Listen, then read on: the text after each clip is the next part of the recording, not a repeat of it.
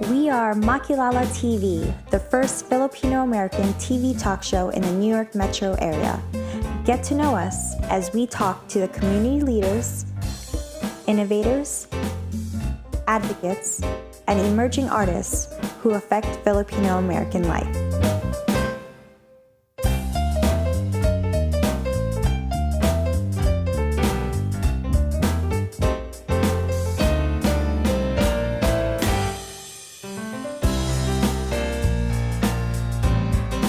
Directed and produced by three-time Tony and Grammy Award-winning Broadway producer Jhett Tolentino, in his directorial debut, Asian Persuasion is the outlandish story of a down-on-his-luck chef, Mickey, who cooks up a crazy scheme to marry off his ex-wife, Avery, by setting her up with a fake internet dating profile in an attempt to find her a suitor to remarry in order to avoid alimony obligations.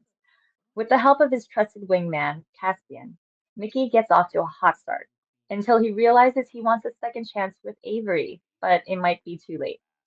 Written by first-time screenwriter Mike Eng, Asian Persuasion tackles the subject of divorce, exploring nonlinear romantic relationships, and celebrating the cultures of the Asian American diaspora in a relatable and heartfelt way. I, Rachelle Ocampo, am joined by my lead co-host, Cristina Pastor, and guest co-host, Marivir Montebon, while Jen Fuhrer is away. We are pleased to have special guests from Asian Persuasion on Makilala TV, including director-producer Jhett Tolentino, writer-producer Mike Eng, and actors Dante Basco, Paolo Montalban, and Geneva Carr. So let's get to it. Um, Jhett, I feel like that this is this is your first film as a director, so you've really only been a producer, like the financial backer. What did you learn from this experience? Hi, Rachel. Rochelle, thank you for having us, the entire team of Asian Persuasion. What I've learned from this experience is it's really empowering. I've been a producer for a decade, 18 productions on Broadway in 7 years, and I've done a few films also. And I thought it's time for me to rise up from the ranks and contribute to storytelling from authentic Asian voices, and I'd like to be a part of that. Mike, my question is for Mike. Mike, is the film autobiographical? And Uh, how did you get to give it life? yeah, it's loosely autobiographical. I was going through a divorce at the time that I wrote it, and this was sort of my catharsis in a way. And I love comedy, and comedy's kind of what I use to get through a lot of things. So I just ended up um, writing a movie, and it randomly, here we are.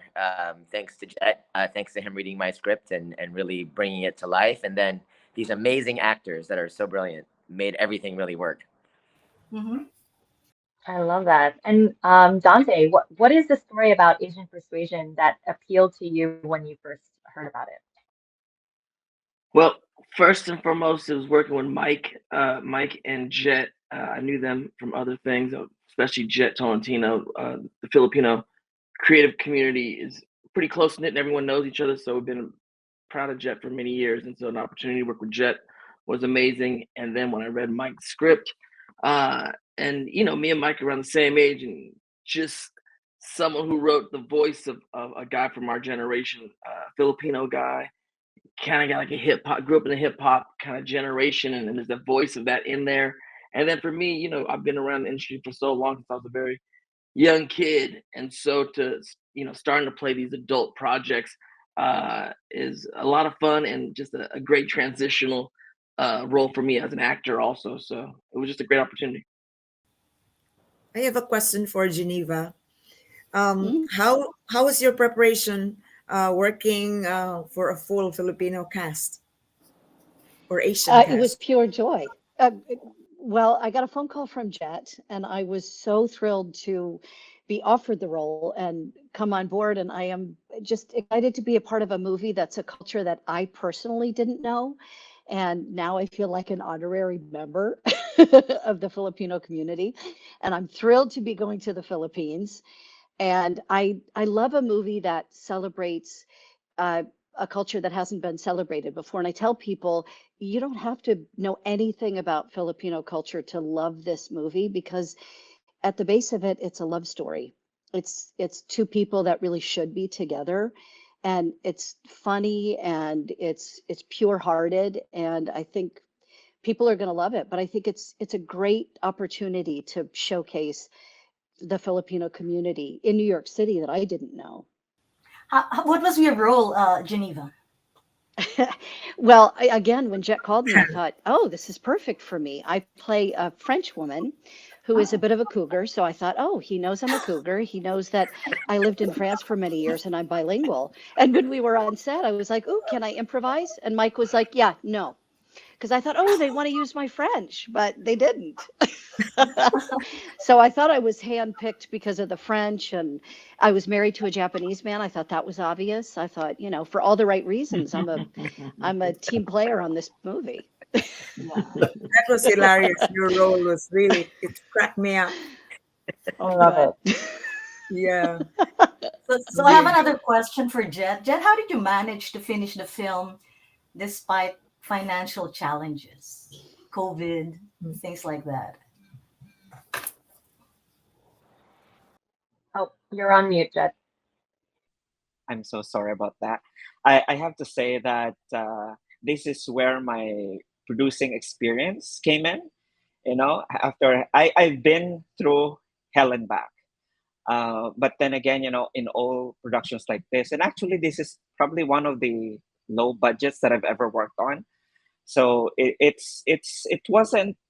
I know that I knew that we were gonna get through it. It's just a matter of connecting with the right people, and we have this cast and crew who are also willing to take us to the home run.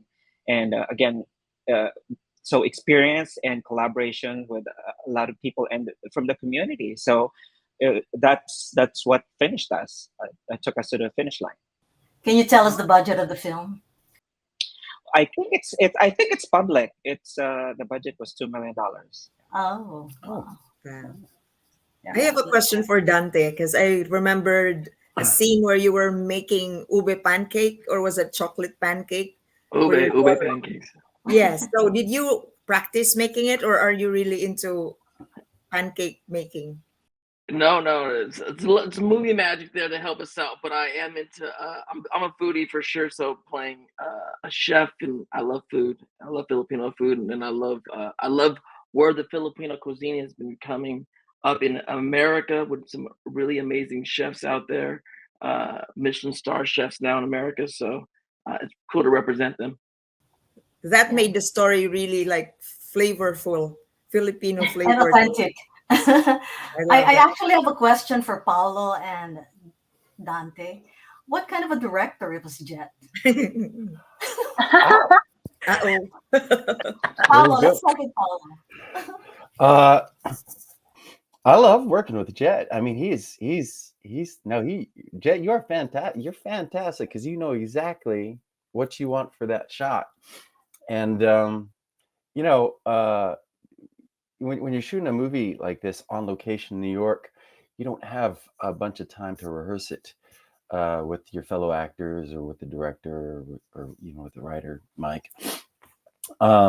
And so I'd just be like, Jhett, what's the vibe? What's the vibe for the shot? What do you need here? And he'd give it to us right away, and it'd be perfect. At least for me as an actor, it felt perfect to work with, and really organic and immediate, and just a really great way to drop into the scene with my fellow co-stars.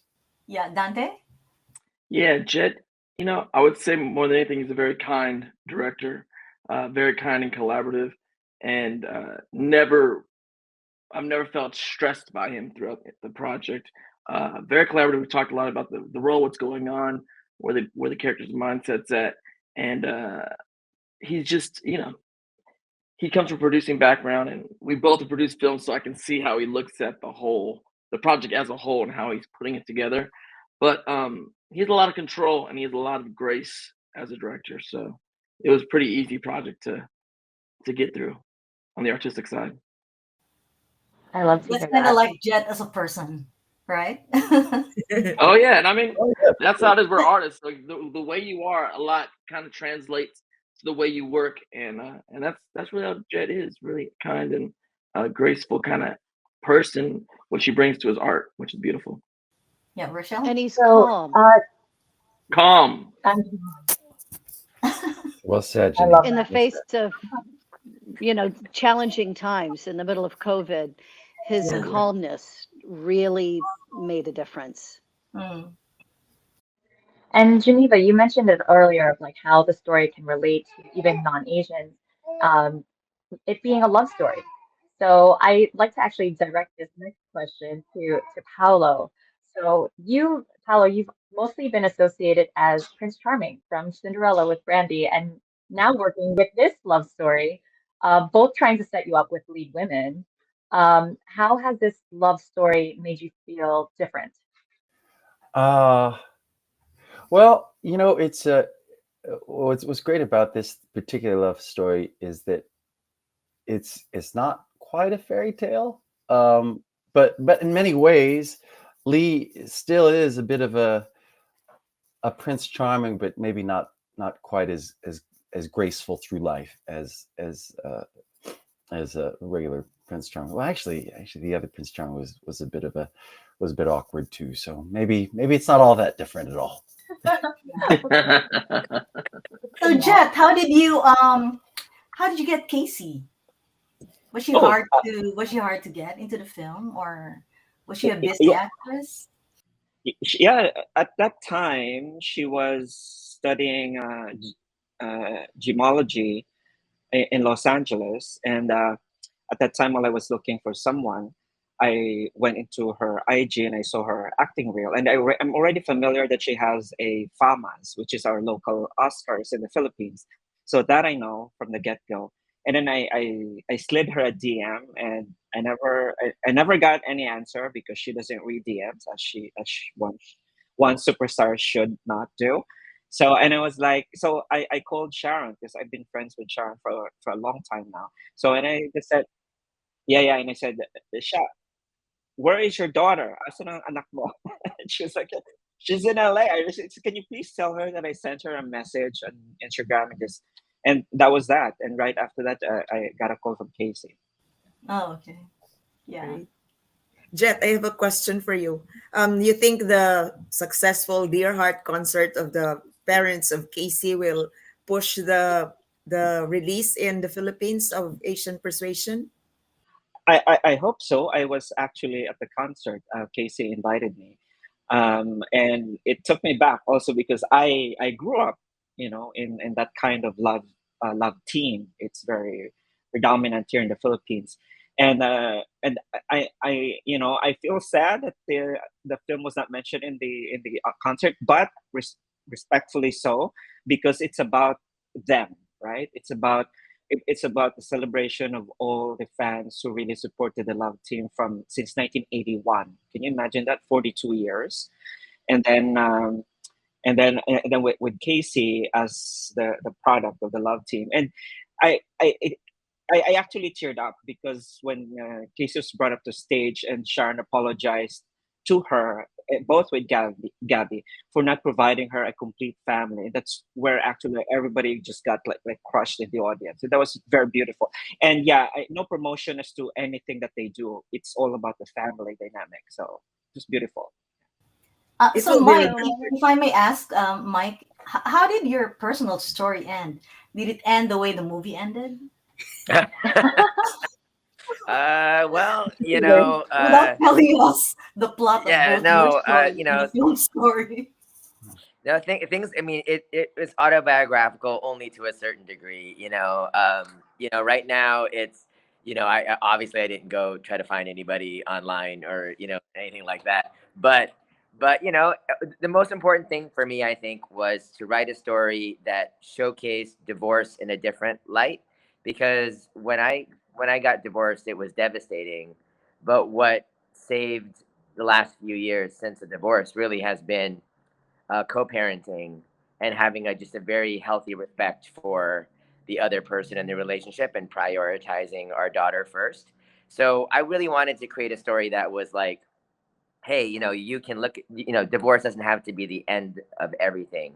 My story is about, kind of second chances. It's kind of about, the other side of divorce that's not as ugly. It's not a Kramer versus Kramer kind of thing. It's a different kind of a thing, and I wanted to showcase a lot of things that I felt in my life because I had gone through divorce. I'd felt that myself.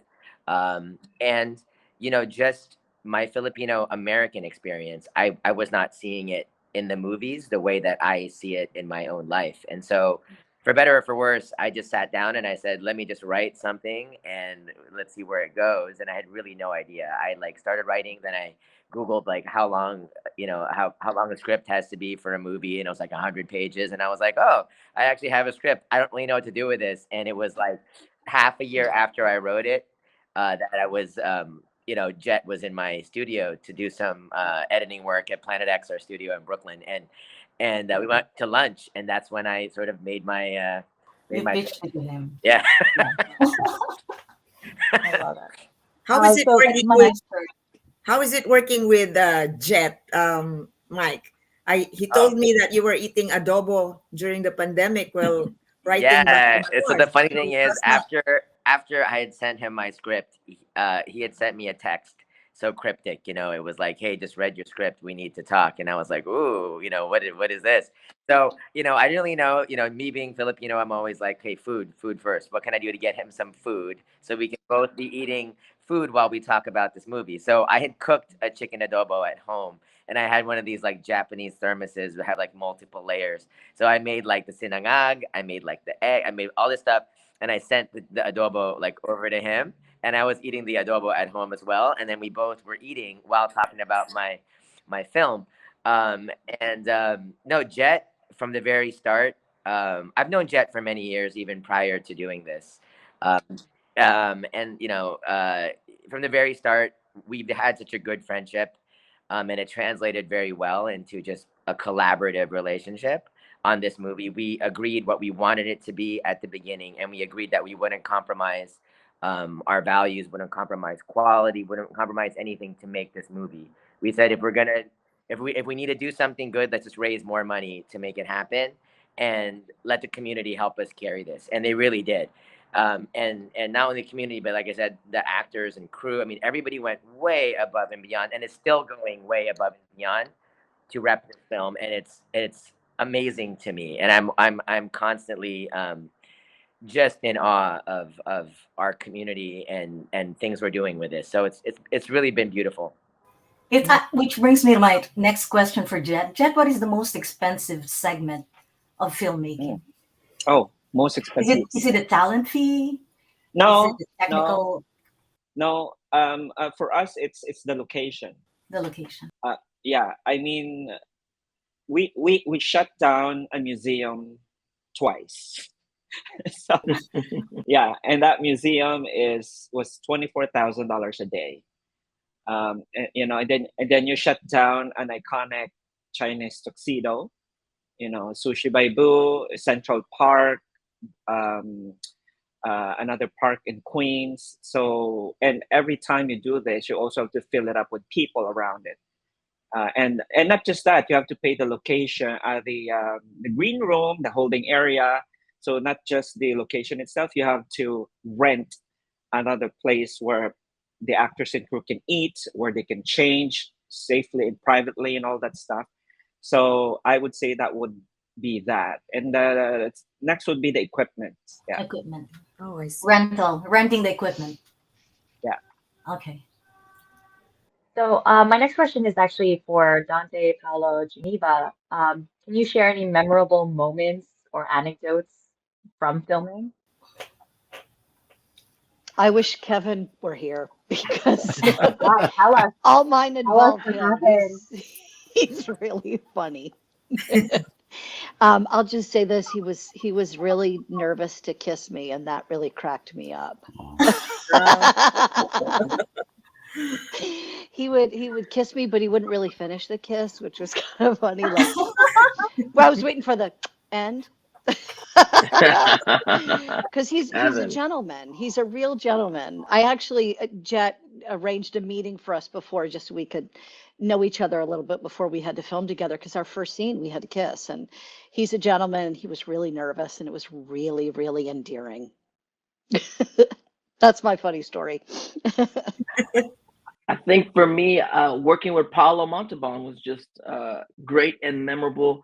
Paolo, we kind of grew up as younger actors together when he came to LA. What was that? Was that the 90s or what are we talking about? I don't know. We're talking like the late 90s, early aughts. Late That's late right. 90s, early Yeah. aughts, and we were young, like the two young Filipino actors up against each other, working, but always were very friendly with each other, but never got the chance to be on screen together. So having this opportunity when Jett told me who they're thinking for the character and Paolo, I was super excited. And then the scene that we did together in Central Park was so cool to be able to shoot in New York in Central Park, so iconic. Reminds me of so many movies I've seen over the years, from The Harry Met Sally to early Woody Allen movies, and to have an audience of people watching us and give us applause even as we're doing the scenes, it was really a really special moment. That, yeah, I would definitely have to say, that was strangely cool when they applaud. Well, it's mostly for you because you were crushing that scene, Dante. You're crushing that scene, and it was really, really lovely because the people who were applauding were just like bystanders. They weren't even being paid. They're just people walking through Central Park. So that's definitely one of my highlights. Another highlight that sticks in my mind is we were actually shooting a scene where Dante and Kevin are scheming with me. They're kind of like setting me up on my first bump in date with Casey's character, and I knew that I wouldn't be able to see them when the camera was shooting Casey and I. So I asked, I don't know if Jett knows this, but I asked one of the PAs to take a screenshot of the monitor of what you and Kevin were doing in your coverage. And when I looked at it, I was dying because your improv was off the charts. Hilarious, man. It was so good. It was so good. The chemistry that you guys have in the film is palpable, and you can see a real friendship there, and it's just so much fun. It's so infectious. Really great. Now that we're out of COVID, we can say it's so infectious. So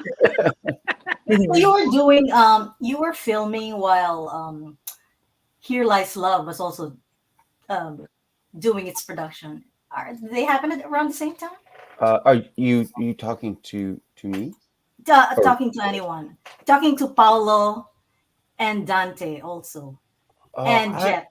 So you were doing them. Are they happening at the same time simultaneously? I wasn't a part of Here Lies Love, but I think Here Lies Love was actually a lot later, right? I think they started rehearsals for that maybe May or June of this year, and our show wrapped last year. Last year. Oh, year, okay, yeah. all right. So it was like yeah. So you were with Here Lies Love, Paolo? No, I was with Funny Girl. I was with Funny okay, Girl all right. on Broadway. Yeah. So Dante, are you working on any project right now? Well, yes, I'm always working on something where we're actually writing the sequel to Fabulous Filipino Brothers 2 at the moment. And I'm also working on a one-man show right now, From Rufio to Zuko. Is that in California? That'll be touring once we get it up next year, but we're in workshop mode right now. Okay, great. I would have wanted to ask Kevin, but maybe Jett or any one of you could answer. Like, how was his preparation to be working with Filipinos? He was actually very funny and very He is. I mean, I actually let him and Dante meet up in LA before he came to New York, and I think that happened, right, Dante? You and Kevin hung out first. Yeah, and we have some mutual friends, and Kevin's a great guy, but he was just he kind of knows about the community, and he's just a great guy. He's like Geneva said, he's a gentleman and just a fun guy, throws himself into it, and things that he was maybe uncomfortable with or not like he's just not afraid to ask like bluntly about things, and so he's really fun to get along with, and we had a great time, and he just kind of embodied the character. I'm actually surprised with Kevin, the way, because this is his acting debut, and you wouldn't believe it when you see the movie. So he was actually one of the surprises in the movie for me, professionally wise, because I wasn't expecting anything, and especially when with the scene with him and Geneva, when Geneva came back to the restaurant. And I just told him about the trigger to apply his relationship with Yvonne, his current girlfriend, and that how they got back together as second chances. So, and he got it right away, and that was amazing. Oh, well, thank you so much, everyone, for we're gonna actually almost at end. I'm sorry. I know we're having so much fun, um, but we do have to end. I do want to say thank you to all our special guests, and we have time for one question, which is, if you could describe the movie in one word, what would it be? Geneva, one word. Hilarity. Okay, Dante. Calamity. Paolo. Shenanigans. I love it. Okay, so many thanks to all of our viewers for your continued support for Manhattan Neighborhood Network. Sa ulitin. Until next time, from Makilala TV.